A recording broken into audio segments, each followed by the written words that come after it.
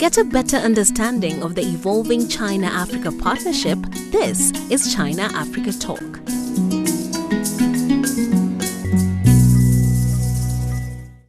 China is increasingly winning the hearts of Africa's young generation. A recently released survey of African youth suggests China's influence across the continent continues to grow. According to the African Youth Survey 2026, published by the South Africa-based Ichiko Woods Family Foundation, 95% of young Africans who identify China as influential view that influence positively, the highest rating among all countries surveyed. Welcome to China-Africa Talk. I'm Gao Junya. What makes China stand out as a trusted partner for African youth? How is the survey reflecting realities on the ground? I spoke with Saxon Zvina, principal consultant at Skyworld Consultancy Services in Harare, Zimbabwe. Let's just go straight to the African Youth Survey 2026 because it says that China is winning the hearts of African youth. Nearly all young Africans, 95% of young Africans who identify China as influential view the influence positively, the highest proportion among all countries surveyed. And I'd also like to point out that youth in Togo and Mozambique, for example, they expressed a 100% positive view of China's influence. So I just want you to share your opinions. How do you interpret the findings of this latest survey? The findings are not surprising. Most African nations owe their independence or economic resistance to China. When China gives you assistance, it doesn't come with conditionalities. The young Africans tend to judge international partners by the opportunities they create rather than by the ideological narratives. Across Africa, China has become associated with infrastructure development, scholarships, vocational training, digital technology, entrepreneurship, and industrial investment. These are areas that directly affect young people's aspirations for employment and economic mobility. From our observation in Zimbabwe, the survey broadly reflects realities on the ground. Many young Zimbabweans recognize China's role in supporting infrastructural projects like we've got our Wange 7 and 8, our airport expansion, the new parliament. And before the land reform 2000, when we embarked on the land reform, we used to have what we call stamp mills, which were very costly. When the Chinese invested, when Zimbabwe was sanctioned by the West, the Chinese brought up what we called hammer mills, which are small scale, which has got a high efficiency of 70% efficiency as compared to 65 for stamp mills. So people became empowered, and this is across African entire continent. The smartphones, when the smartphones were introduced, they were very expensive. When the Chinese came on board, everyone can afford a smartphone, and the impact of digital economy, digital media, people can now easily communicate, and they attribute these things to China. And definitely, people tend to like someone who empowers them. In Africa, African youth are increasingly becoming pragmatic.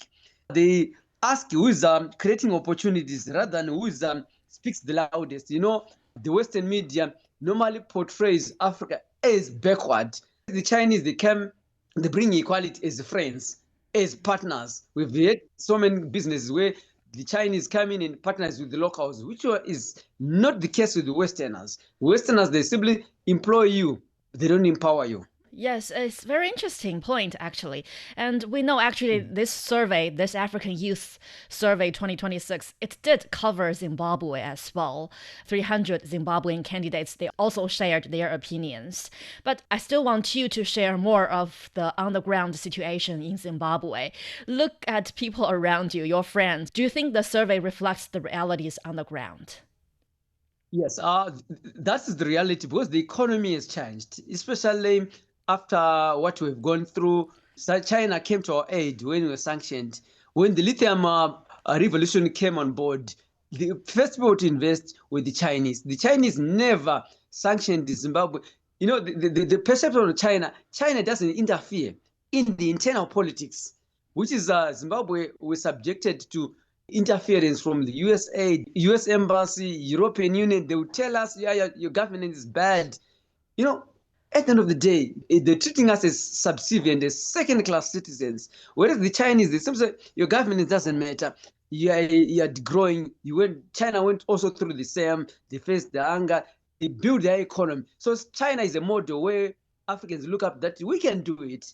Nothing is impossible. And China shares technology. They come in and they invest. And in Zimbabwe, we've benefited. We've got 10 billion investments from China.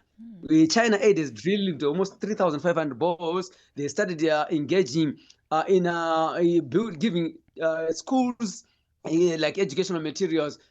Things are changing. Was we a condemned nation? We said, though, we've taken your land, you're going to suffer. China came to our aid. In 2008, the Chinese blocked a UN resolution, which could have ushered in United Nations sponsored sanctions. But China used this veto for an African country. So Zimbabweans, positively, they view the Chinese in good light. But at the end of the day, facts are stubborn. People are employed. We are getting our energy after the 1G 7 and 8. We have got a lot. Our parliament has been refurbished. We've got our airport. There's a lot that is going on. Already we've got a new project of our floating solar plant that will be on Kariba. That is caters of the Chinese. Our small-scale businesses are anchored on the Chinese technology. The Chinese market will go and buy things and sell to them. Anything, green energy, you name it. Yes. I think when it comes to the bilateral cooperation, it's not just big figures or big projects, right? Like you shared, the small projects which have benefited ordinary people around us. I think one interesting example you mentioned is the borehole drilling program. So we've seen normally the biggest beneficiaries are Matabeleland, which is an arid region. That's where this program started, and the challenges with the water, it has improved. And these are projects that touches lives. Yeah, it's the how to fish. Right now, there's Jinkao, which is funding agriculture. You see, agriculture is a mainstay. So people, they will simply say, there are no conditions. The Chinese, they came and they tell you they don't give you political lectures. Definitely. They just say, let's empower. That's what Africans want. They don't want to be given lectures. In this day and age, we are a civilized society. We are now educated. We fought for our independence. And the former colonizers, they want to tell us that you should run a country like this. That doesn't make sense. It's an insult. And people, they don't want to be insulted. They would like to be respected. And that's the Chinese. They've come and they've respected the status quo. They've respected the governing structure. They've respected everything. They don't give us lectures. That is one of the key aspects that has made many Africans to like China. Yeah, thank you for making that point. I got you, totally got you. It is, we are all independent countries and sovereign countries. We deserve our own right to development instead of being judged by other countries or sanctioned, like you mentioned, right? Besides this just released African Youth Survey, we're also going to go to a Pew Research Center survey released in July last month. It also suggests that people in many countries now view China more positively than the US. And the gap is especially large in Global South countries. I know that you wrote a commentary titled Why Global Public Opinion is Warming to China, and it was published here at CGTN. So can you share to our listeners what are the main arguments you made in that article? Okay, my central argument was that today's global influence is increasing and through practical contributions rather than political messaging. Countries evaluate international partners based on visible outcomes like infrastructure, investment, technology transfer, trade opportunities, healthcare cooperation, and support during crisis. For instance, when COVID-19 came, China was the first country to donate vaccinations across the globe, from South America, Africa, Asia, even European countries. They benefited. These are issues that touch people. And perception changes. China offered their vaccines for free, and some were sold. But initially, most countries got free vaccinations. And that was at the height of COVID, and that saved a lot of lives. And people, they look at someone who came to their aid. You've looked at, in terms of infrastructure, most nations, they've got ports, power stations that have been built by China. So perception changes. It's not about messaging that data, this is a debt trap. How can you say debt trap when I don't have power? I mean, someone is building a road for me, then you're told debt trap. So should I walk in a dust road? It doesn't make sense. People, they look at realities that, okay, someone is offering me, this is business, but why do you condemn someone offering a livelihood? Someone who wants to bring the economic lifeline. I can look at the zero tariff for Africa. People can now bring items to Africa. That causes people to change. That survey, even in European countries, out of the 25 out of 36, somewhere in Europe, South America, they view China in positive light because of the investment and non-interference. If you look at the Middle Eastern crisis, people are suffering because of oil shortage created by the West. That was this problem that are created by someone, and we have to pay for it. People who love people who want peace, who came to the aid of those in challenges. DRC said Ebola, China sent medical doctors. They put themselves at risk. That says a lot. These are genuine partnerships. And people tend to like people who come to their aid during times of need. It's normal. When I wrote that modern global influence end not through the discourse hegemon or coercive intervention, but through tangible investment, constructive development, and deliverables, I meant that credibility today comes from delivering results. China-Africa cooperation illustrates this clearly. We've seen construction of roads, railways, airports, power stations. For instance, Zimbabwe is 7 and 8, which is almost 600 megawatts. That were challenges with power the China came to build to resuscitate our power generation, because power generation is important for any economic activity. The industrial parks, with hospitals that have been built, not only in Zim, across the globe. And offering health facilities is key. The health is a key component, and not those who bring wars and those who bring lectures about human rights and democracy, which they don't observe. These tangible contributions, citizens can see that, okay, because of China, we now have got a hospital. Because of China, we've got a port. Because of China, we've got now power. Because of China, we've got technology, access to 5G. China is the only one that's first ushered in 5G, and it was condemned by the West. But the other Western countries started also taking the 5G from Huawei, which is a seamless connectivity in terms of our internet. But we're told that it's bad for you. People start questioning, okay, these ones they want us to develop. What are they condemning? What are they offering instead?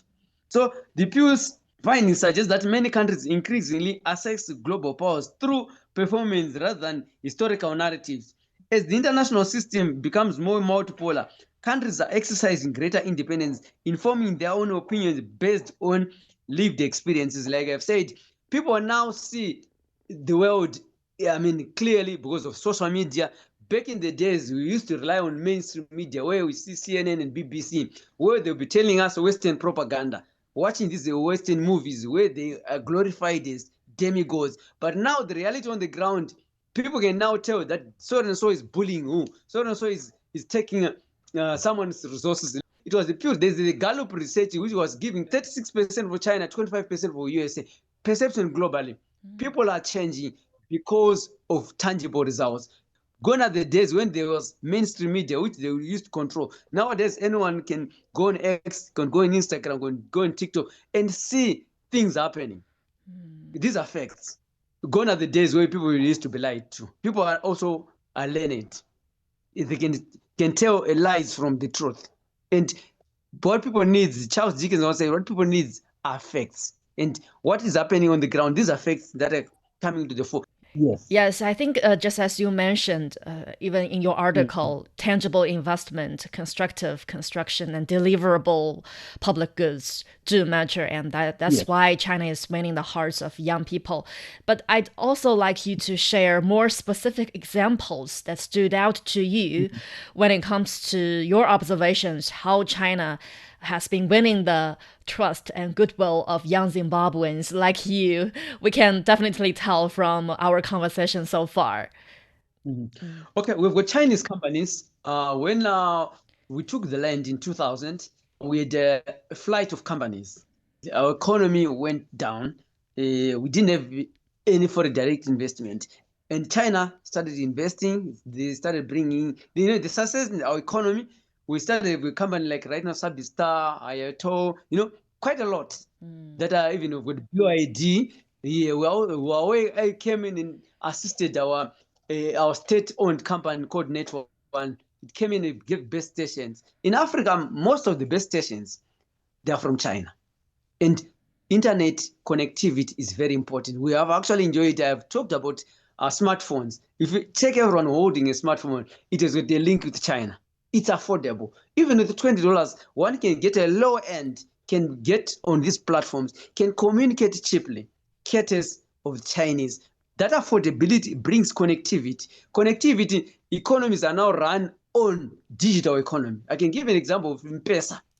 That's a cell phone based mobile money used extensively in West Africa. Where are the people buying the phones? From China. I've been to Ethiopia. We've seen how infrastructure development has happened. Ethiopia, around 1991, was a very poor country. But right now, its GDP, because of investment, is around 150 billion. Angola went through war. Mozambique, I was in Mozambique for 3.5 years. Most of the electricity generation is caters of the Chinese. So this affects, which even in Zim, with I said with our airport, it has been expanded, caters of the Chinese. We've got our Wange 7 and 8, which is 600 megawatts. It was caters of the Chinese. More investment, more jobs have been created. Not only more jobs, our economy has moved. People are now owning resources. If you look at the solar panels and the lithium batteries are caters of the Chinese. We couldn't afford buying panels from Germany or batteries from Germany, the energy storage. So these are direct benefits that we're getting as Zimbabweans. Medical Corporation, nut farm, China actually came up and refurbished the nut farm.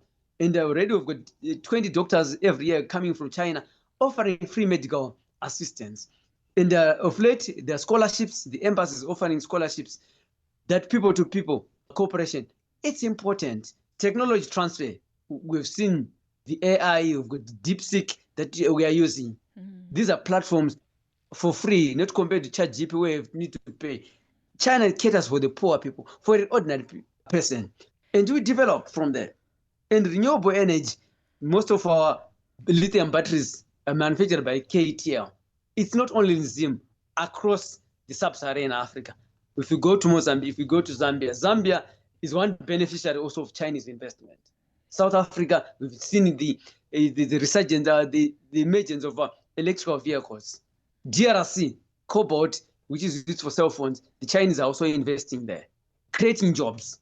Because what is important is not about also empowering technological transfer. People can now start doing things of their own, which were out of bounds back in the days. So that technological sharing is really important. It empowers. We're not saying let's copy China what does, but let's model our own development, our modernization. We've got a template to look at, and you tailor-made. Yeah, it's very interesting because I think you shared a lot of vivid examples when it comes to green development, when it comes to digital and technology. Actually, I came back to China from Zim for over 3 years now. I think a lot of transformation has been happening now on the ground when it comes to China-Zimbabwe cooperation because, like you said, like DeepSeek, like BYD, and photovoltaic products. Well, I was there. Yes, they were getting into the market, but it's just not that big. And now, from your observations, I think they're mushrooming out like everywhere. It's a huge thing now when it comes to technology and digital economy and green development down there on the ground. Yeah, it has to do also with people changing perception that technology, anyone can develop it. Back in the days, people were tailor-made think that the West is the only guys who are tech savvy. But of late, people are realizing no one has got a monopoly as far as development and technology is concerned. Even in Africa, we're simply saying we need to learn and develop our own technology. We've got the resources. We need to just have these cooperations with nations that treat us as equals. That's the most important thing. Someone treats you as equal, you can also ask, you can also do business with that particular person. Not someone who tells you you cannot, you are a second-class citizen. That people don't want that. Yeah. Then, like I said, with the China implemented zero tariffs. It has opened, given more opportunities to Africans, because normally last year President Trump imposed tariffs on African nations, and what China did, remove tariffs. Who is a better person? You have to weigh.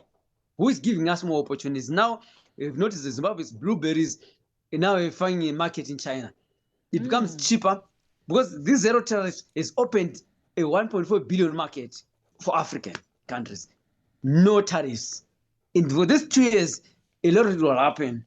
And this was an opportunity because China is an enormous consumer market. We can now send our tobacco, our horticulture, our processed foods, our lithium-based products.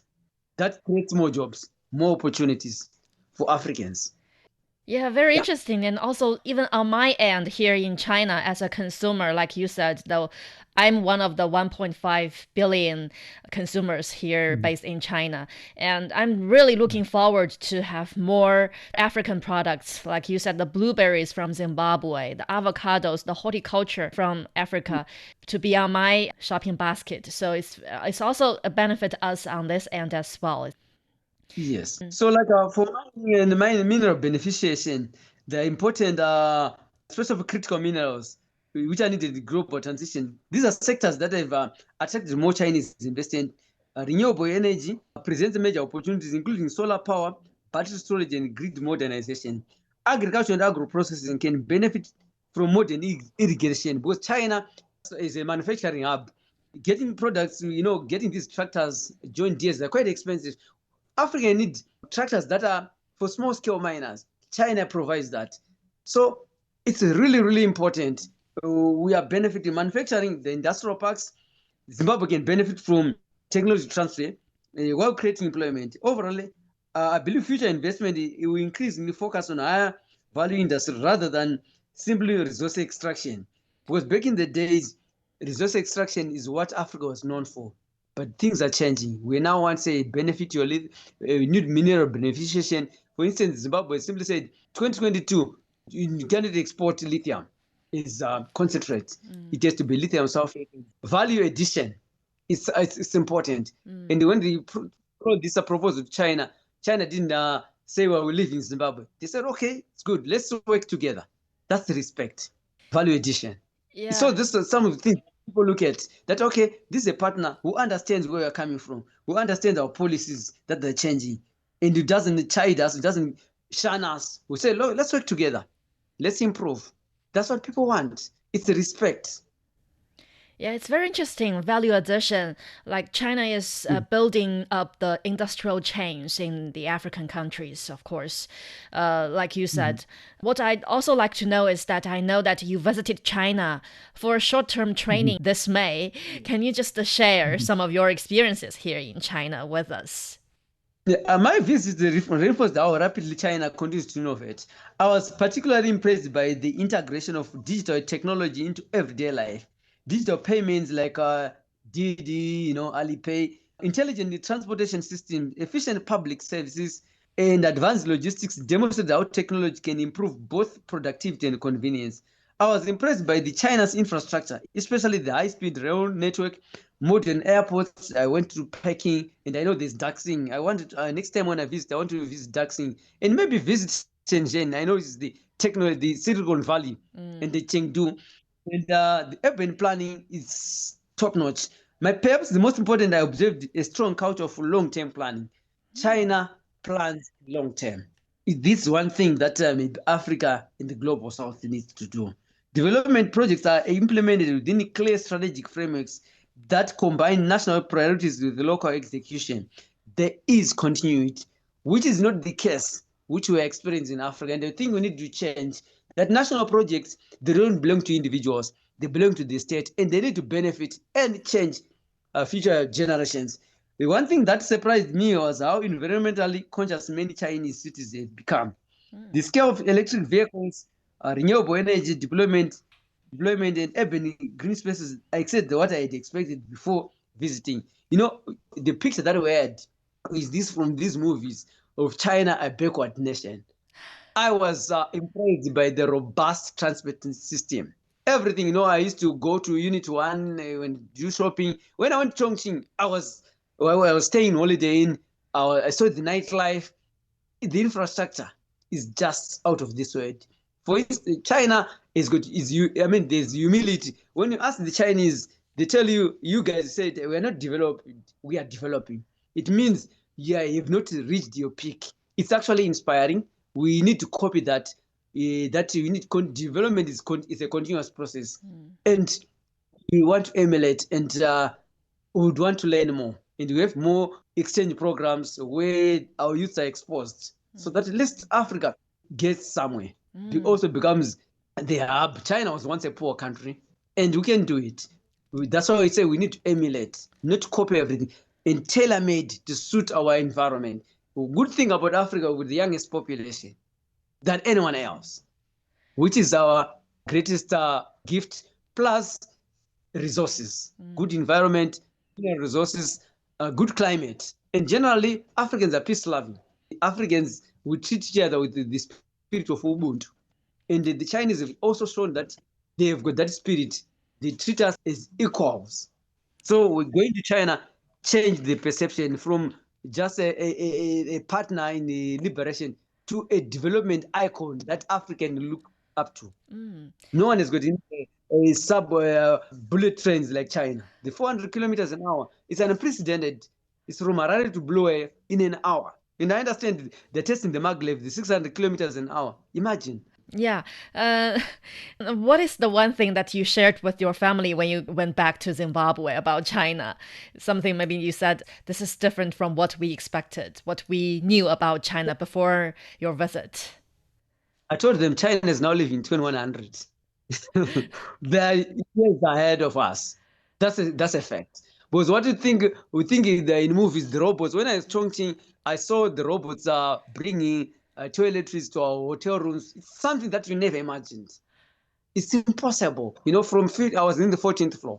They would come from the downstairs and they go and recharge themselves. It's something that's unprecedented. That's unimaginable. That's why I said more visits will enlighten us. And China is actually taking a lot of people to visit it, to share its story, which is good. You actually just shared a very sharp observation, that is China's long-term planning. It's very interesting because actually this year, China entered its 15th five-year plan. And those five-year plan initiatives have been implemented since 1953.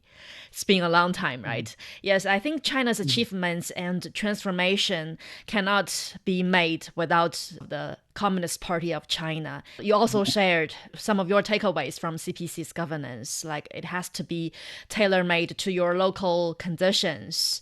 Of course, you have rich resources and you have a young population, quite a big potential to develop. And what else? What more development experience do you think China offers to other developing countries like Zimbabwe? Every country follows its own development path based on its history, culture, and natural circumstances. From a governance perspective, the CPC has demonstrated a strong emphasis on long-term strategic planning, infrastructure development, poverty reduction, technological innovation, and institutional continuity. China managed to lift 800 million out of poverty. This is unprecedented. This is almost 2/3 of African population, 800 million. No one has done so. It's something that we emulate and we are challenged that we need to do that. China's experience shows that development requires policy consistency, investment in education, infrastructure, industrialization, science and technology, and capable institutions. I read recently China changed the degree programs, 12,200, and replaced them with 10.5 that are now relevant. Education has to change, has to evolve to reflect the new developments. We can have someone who did a degree program that is no longer marketable. That person cannot get a job. It's a wasted time. Evolving the education programs, it means a student, a graduate, can apply the learned principles. We have to do away with old degrees. That's what China did. It's something that is come from the CPC planning. Rather than copying China's model, developing countries can learn broader principles, planning for long term, investing in productive sectors, strengthening state capacity, and adapting policies to national conditions. There's no universal model for development, but China's experience offers valuable practical lessons. So the CPC has provided a benchmark to us as Africans and African youth, because we are the leaders of tomorrow. We want to learn and copy more and have these exchange programs. What I've always say advocated for, that we need to have more of these exchange programs, sending these youth, these new graduates, to see the new infrastructure, to see those who are economists, to see the economic policy of CPC, and model it along the African line, model it along the global side lines, so that at least it fits our environment. Copying a good thing is not bad, but you have to tailor-made, because environments and our cultures do differ. Yeah, today we've been talking about China's increasing influence around the world. So how do you see China's global role and influence evolving in the upcoming years? I expect China to continue playing an increasingly important role in global economic development, technological innovation, infrastructure connectivity, climate action, and South-South cooperation. As the international system becomes more multipolar, China is likely to remain a major contributor to global growth and an important partner for development countries. Its influence will increasingly depend on not only on economic size, but also on its ability to provide practical solutions to shared global challenges, including climate change, digital transformation, public health, food security, and sustainable development. Ultimately, China's future global role will be shaped by its continued engagement with international partners and its capacity to contribute to more stable, inclusive, and cooperative international order. China lets someone develop. The other partners, they try to tell you you're doing these things wrongly. But development is not a one-size-fits-all.